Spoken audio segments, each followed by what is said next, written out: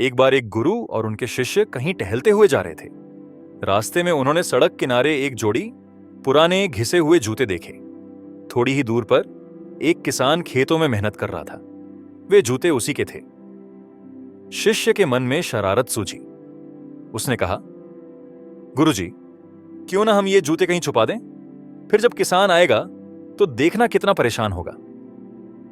गुरुजी मुस्कुराए और बड़े शांत स्वर में बोले, किसी को परेशान करने में कोई आनंद नहीं होता। अगर सच में आनंद चाहिए तो क्यों ना हम इन जूतों में एक एक चांदी का सिक्का डाल दें। शिष्य ने बात मान ली। दोनों ने चुपचाप जूतों में सिक्के रख दिए और पास की झाड़ियों में छुपकर देखने लगे। थोड़ी देर बाद किसान वहां आया। जैसे ही उसने पहला जूता पहना, उसे कुछ अलग सा महसूस हुआ। उसने देखा, जूते में एक चांदी का सिक्का था।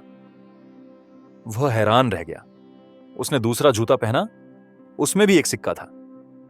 किसान की आंखें भर आईं। उसने आसमान की ओर देखा, दोनों हाथ जोड़कर कहा, हे भगवान, आज मेरी बीमार पत्नी की दवा और मेरे बच्चों के खाने का इंतजाम हो गया। तू सच में सबका ख्याल रखता है। यह कहकर वह किसान अपने आंसू पोंछता हुआ घर चला गया। यह दृश्य देखकर गुरुजी ने शिष्य से पूछा, अब बताओ, ज्यादा आनंद किसमें आया, जूते छुपाने में या किसी की मदद करने में? शिष्य की आंखें झुक गईं। वह बोला, गुरुजी, आज आपने मुझे जीवन की सबसे बड़ी सीख दी है। सच्चा आनंद देने में ही होता है। सीख, किसी जरूरतमंद की मदद करने से बढ़कर इस जीवन में कोई और पुण्य नहीं।